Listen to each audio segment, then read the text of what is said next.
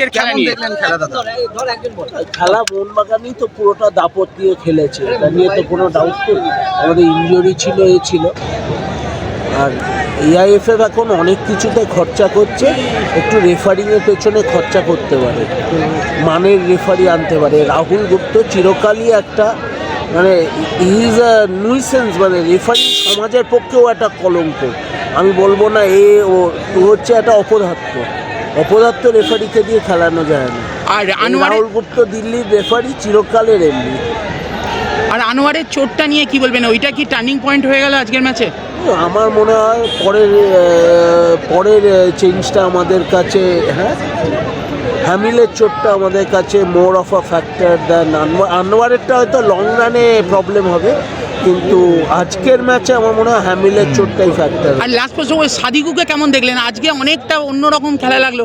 হাবাসের এতে কি সাদিকুর পরিবর্তন কিছু লক্ষ্য করুন? তবে সাদিকু যা মিস করেছে প্রথমের বলটা, তো কিন্তু ওই যাই হোক, it is a part of football.